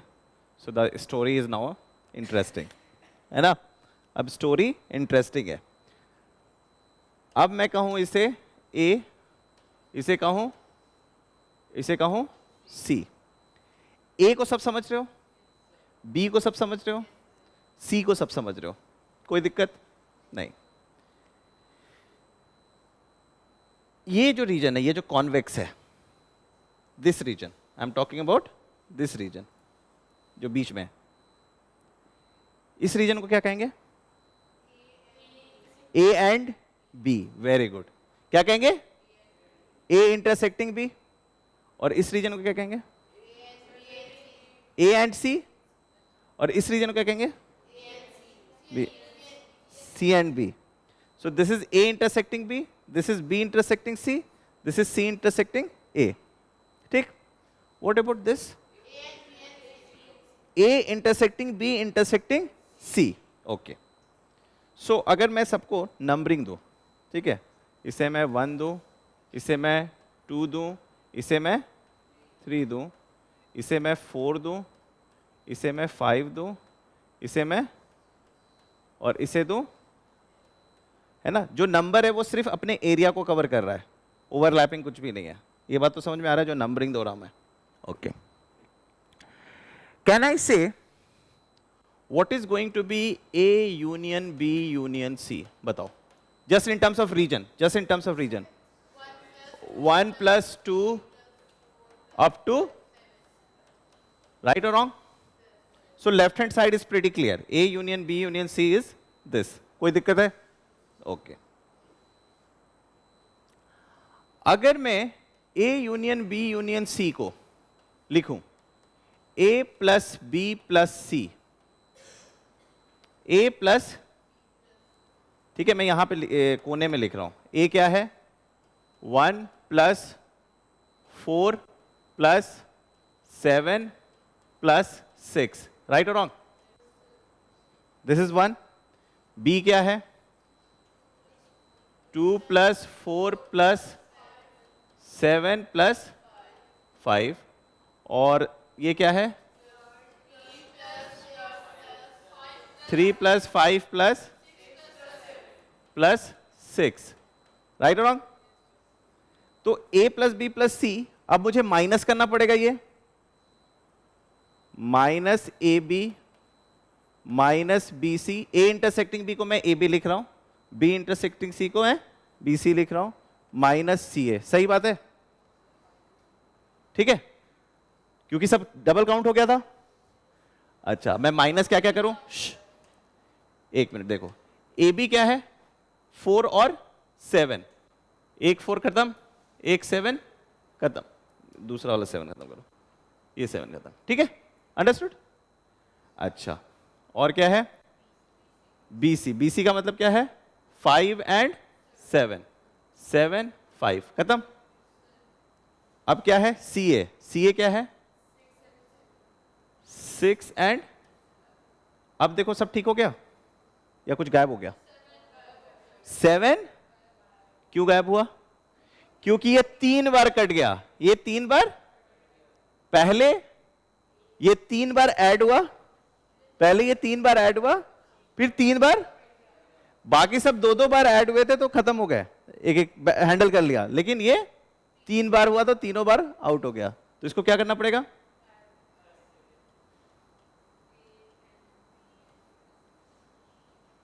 Right or wrong? So you will see a fantastic pattern here now. A union B union C is A plus B plus C minus all the pairs plus all the triplets. Do you see the pattern here? Observe करो, बहुत interesting चीज है। A union B union C का मतलब क्या होता है? Either A or B और सी, ईदर ए और बी और सी, और उसको मैथमेटिकली अलजेब्रिकली मैं कैसे लिख सकता हूं? A plus B plus C minus all possible pairs plus all possible triplets. एक ही ट्रिपलेट बनेगा? यस, इसे हम कहेंगे sigma A minus sigma A B plus A B C plus A B C. ठीक है, अब इस कहानी को फोर्थ चीज में ले जाऊं, जब हम 4 मेंबर्स में ले जाएं, मतलब A union B union C union D, sigma A minus sigma A B plus sigma plus sigma A B C minus A B C D. Logic समझ में आया?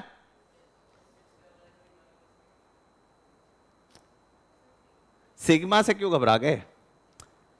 ए union B union C union D 4 members हैं, तो all the 4 members A plus B plus C plus D, तो उसके overlapping वाले double add हो गए होंगे, तो एक बार सारे पेयर्स को खत्म कर दिया। उस प्रोसेस में ट्रिपलेट्स एक्स्ट्रा बार कट गए, तो ट्रिपलेट्स को वापस लाया गया। उस प्रोसेस में A B C D extra add हो गया, तो भगा दिया गया। And then this will follow the same pattern, A union B union C union D union E would B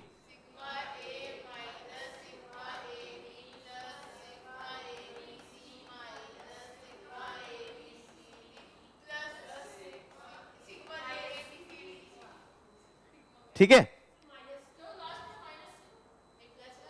plus. ठीक है, समझ में आ गया? नहीं समझ में आ गया?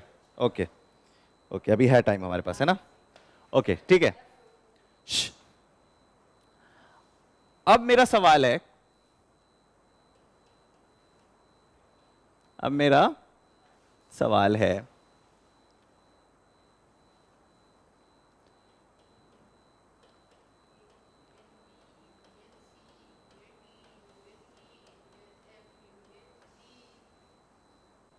ठीक है, इसके एक्सपेंशन में हाउ मेनी टर्म्स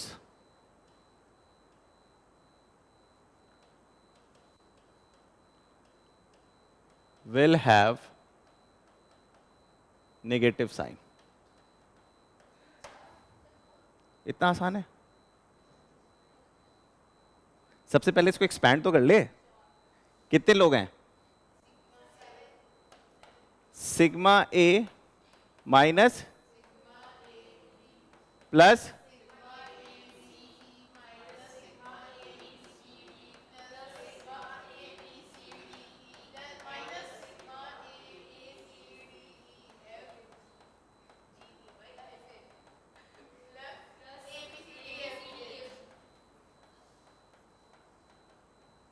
हो गया?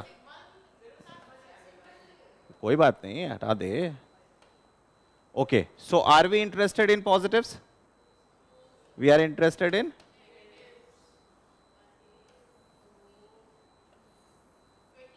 How many guys are there? 7। तो इसमें कितने टर्म्स होंगे?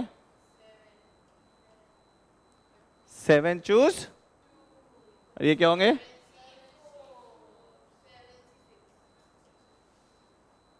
So these many terms will have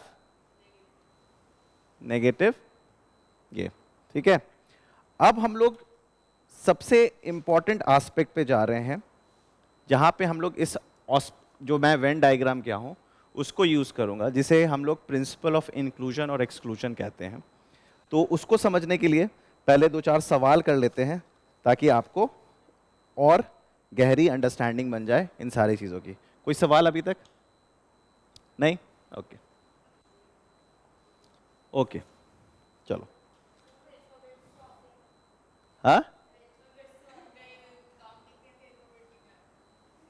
मान लो ए बी सी है जी तक, ठीक है ना? काउंट करो, ठीक है।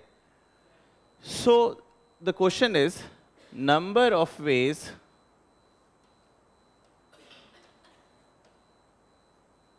टू अरेंज, ठीक है, number of ways to arrange, पहला कंडीशन है A and B together,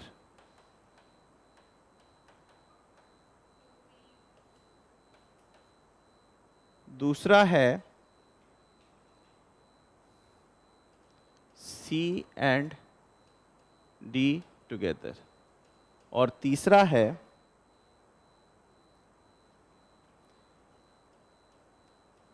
AB together and CD together, चौथा है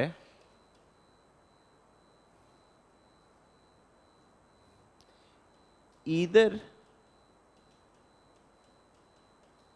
AB टुगेदर और CD टुगेदर, पांचवा है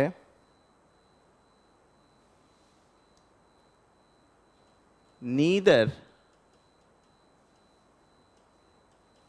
AB together nor CD together,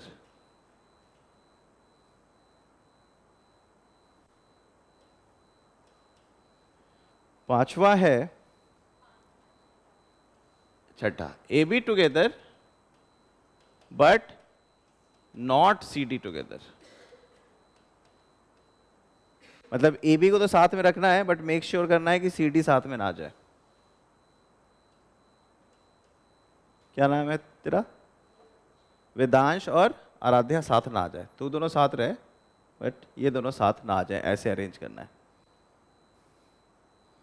मतलब अगर मैं तुम दोनों को साथ रख के शफलिंग करूंगा तो there would be lot of situation जहां पे ये और आराध्या साथ बैठे होंगे, तो हमें वो चीज़ को भी सब्ट्रैक्ट करना है कि नहीं नहीं ये दोनों को साथ नहीं बैठने देना है ना।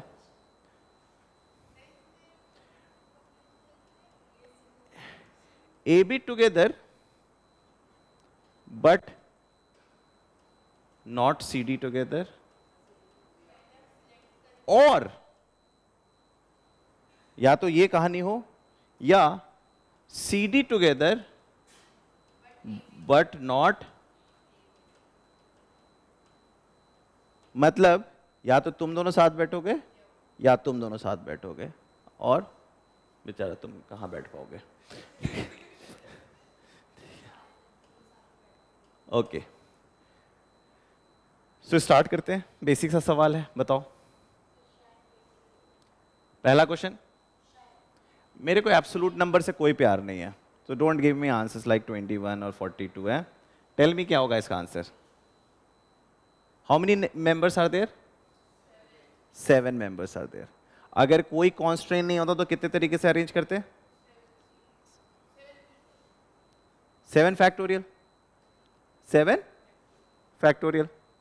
लेकिन कहानी क्या है? AB को 7 चिपका देना है। अगर मैं AB को 7 चिपका दूं तो कितने लोग दिखेंगे मुझे? तो मैंने AB को एक यूनिट बना दिया, AB को फेविक्विक से चिपका दिया।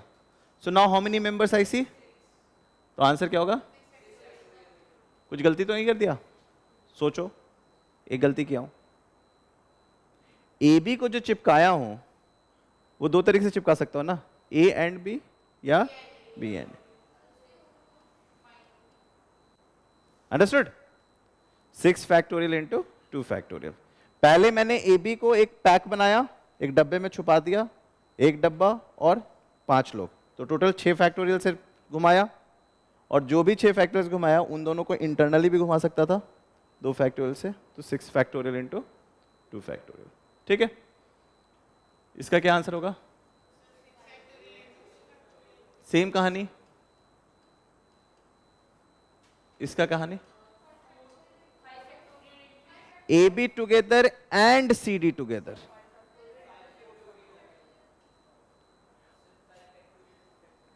Very good. 5 factorial 2 factorial. मैंने अब AB को एक यूनिट बनाया, CD को एक यूनिट बनाया, और बाकी कितने लोग हैं? 3 लोग हैं। तो इन 7 लोगों को मैं अब 5 यूनिट्स में देख रहा हूं। 5 फैक्टोरियल। AB को इंटरचेंज कितने में कर सकता हूं? 2 फैक्टोरियल। CD को इंटरचेंज कर सकता हूं 2 फैक्टोरियल। ये तीनों आंसर समझ में आ गया? अब बताओ how to handle D. Either का मतलब क्या होता है? X union Y. ईदर का मतलब क्या होता है? X union, so the answer would B x union y is x plus y minus xy. Answer would be 6 factorial 2 factorial plus 6 factorial 2 factorial minus 5 factorial. Logic समझ में आया? नहीं समझ में आया? What is A union B? A plus B minus AB. So this scenario has AB together है, बाकी दुनिया पता नहीं कैसी है। इसमें CD टुगेदर है, बाकी दुनिया पता नहीं कैसी है। इसमें AB और CD दोनों टुगेदर है, तो मतलब ओवरलैपिंग जोन है ये। तो अगर मुझे either of first two condition चाहिए तो मैं इन दोनों को ऐड करूंगा, ये डबल काउंट हो गया, सब्ट्रैक्ट करूंगा। ठीक है, समझ में आ गया? पक्का?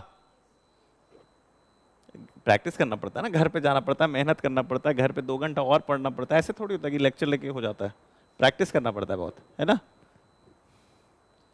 ठीक है, अंडरस्टूड? अच्छा, नीदर का मतलब क्या होता है?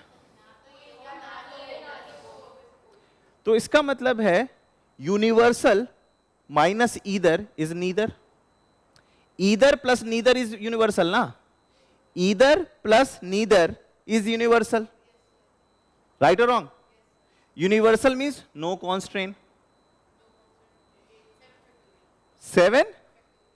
So neither would be minus D. Minus? समझ में आ गया? 7 factorial minus whatever the answer in option D is, that needs to be subtracted. So neither का मतलब क्या होता है? Universal minus either. तो जब भी either सुनो पता है यूनियन लगाना है, जब भी नीदर सुनो तो पता है टोटल माइनस ईदर कर देना है। तो हमेशा नीदर से घबराना नहीं है, नीदर सुनते ही क्या सोचना है? ईदर, और ईदर सोचते ही क्या सोचना है? यूनियन। और यूनिवर्सल का मतलब है नो कॉन्स्टेंट, दुनिया में कोई रूल नहीं है, तब क्या पॉसिबिलिटीज हैं, है ना? ओके, अभी मैं तुम लोग को वेन डायग्राम सिखा रहा था तो सब समझ में आ रहा था ना, अभी कोई वर्ड्स में नहीं समझ पा रहे हो। अब देखो इसका क्या मतलब है? A B together but not C D together. इसका मतलब अगर ये जोन है ए बी टुगेदर का और ये जोन है सी डी टुगेदर का, तो ये हटाना पड़ेगा, ये आंसर देना है, ये माइनस दिस, तो क्या हो जाएगा आंसर? वेरी गुड, क्या होगा? सही बोला है, 6 फैक्टोरियल 2 फैक्टोरियल माइनस,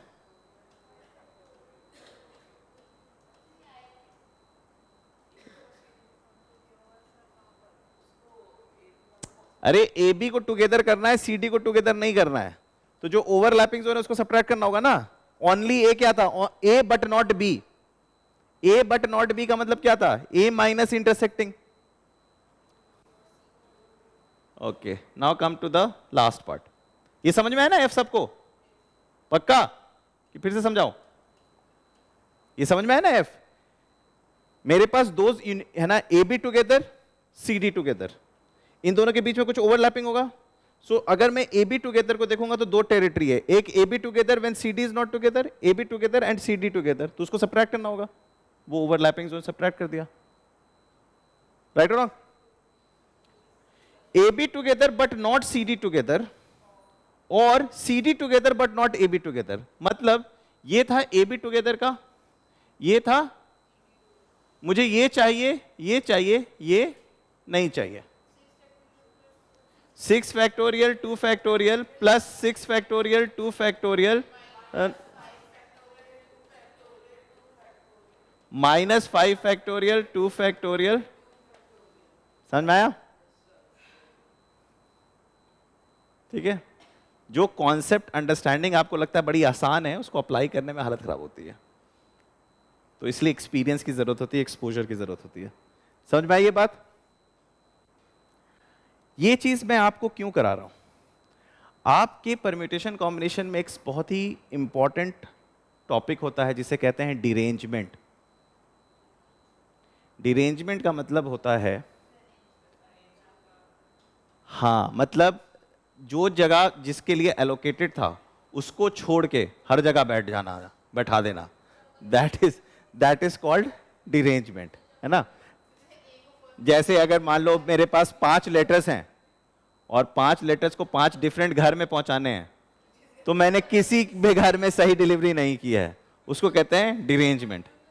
ठीक है? तो उस कॉन्सेप्ट को समझाने के लिए मुझे सेट्स की इतनी कॉन्सेप्ट्स आपको समझानी पड़ी। अब आते हैं मेन मुद्दे पे, एंड देन या नेक्स्ट क्लास में डिरेंजमेंट शब्द समझाऊं? अभी फ्लो में हो, समझ जाओगे, है ना? फ्लो में हो तो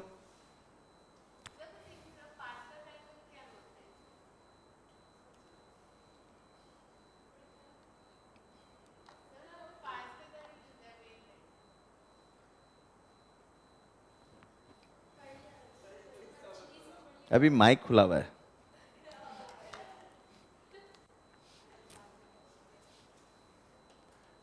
चल मान ले ये है ABCDE, ठीक है? मान लो ये एक पोजीशंस में पांचों बैठे हुए हैं, ठीक है? अब आपको इन्हें शफल करना है। इसे क्या करना है? शफल करना है। बट शफलिंग में ये ध्यान रखना है, ए ऑक्युपाइज ओरिजिनल पोजीशन, बाकी सब and others need to shuffle.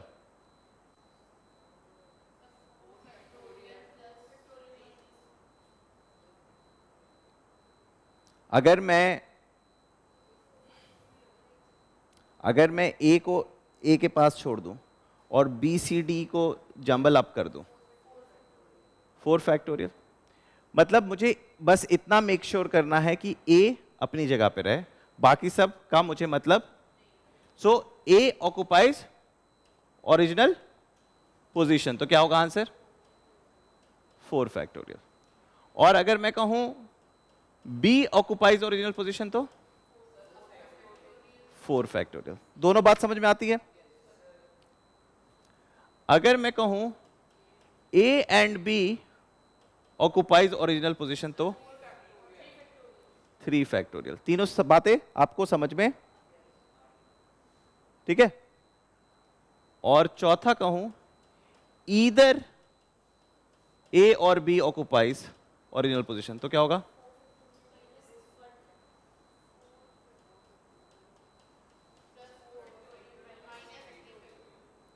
Right? यहां तक समझ में आ रही बात? चारों पार्ट समझ में आ गया? अगर मैं कहूं either A or be on the same position but both not occupying this, but both not together, मतलब ए और बी जा रहा है but both not occupying the,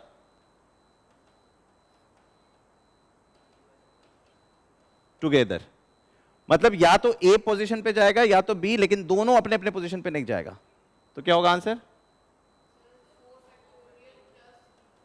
4 factorial plus 4 factorial minus 3 factorial minus 3 factorial. ठीक है? ये बात समझ में आ रहा है ना? कि या तो ए अपने पोजीशन में पहुंच जाओ या तो बी, दोनों एक साथ मत अपने पोजीशन पे पहुंचो। ठीक है? अब है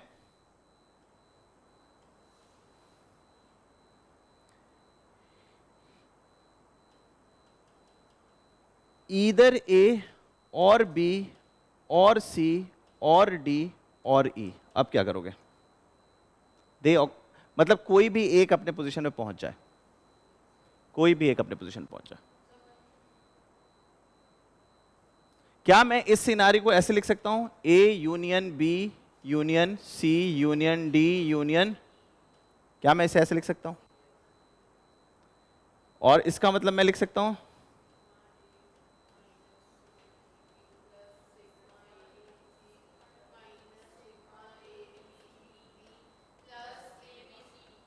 प्लस, बात समझ में आई ये बात? अब देखो बहुत ही खूबसूरत रिजल्ट सामने आने वाला है। हम ये कह रहे हैं कि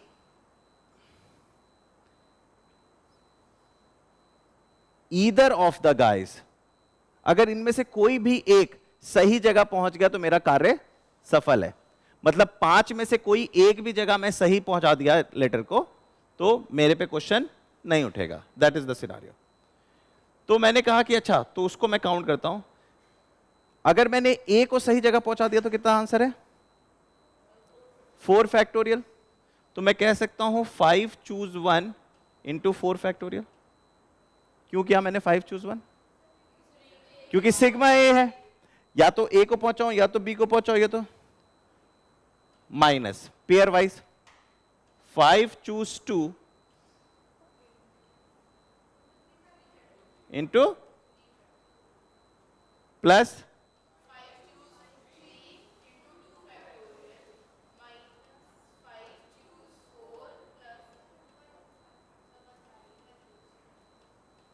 ये तो एक ही तरीके से होगा 0 फैक्टोरियल, है ना? 0 फैक्टोरियल इज 1। ठीक, अंडरस्टूड? अच्छा, कोई कॉन्स्ट्रेंट नहीं होता तो क्या आंसर होता? 6 फैक्टोरियल। और अगर मैं जी पार्ट लिख दूं, neither of them reaches on the position, तो क्या कहूंगा? 5 factorial minus this, 5 factorial minus either, right और रॉन्ग? तो कहीं ना कहीं that G part is called derangement. क्या कहते हैं? मतलब मैंने 5 व्यक्तियों को, 5 चीजों को डिरेंज करने का तरीका क्या होगा? 5 factorial minus F part, right और wrong? Don't worry, I will start the next class from this topic only. तो अभी बस तुमको मैं ये दिखा देता हूं। सो जब तुम इसको इससे सब्ट्रैक्ट करोगे तो what you will get? You will get a fantastic result. 5 factorial बाहर, 1 upon 0 factorial minus 1 upon 1 factorial plus 1 upon 2 factorial minus 1 upon,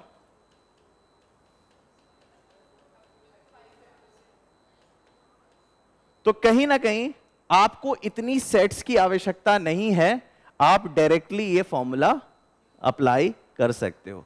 लेकिन क्या मैं आपको सीधे ये फॉर्मूला अप्लाई करने को बोल दूं तो क्या आप फील ले पाओगे कि हम कर क्या रहे हैं? नहीं। So now you know exactly how to derange 5 objects. Do you know how to derange 6 objects?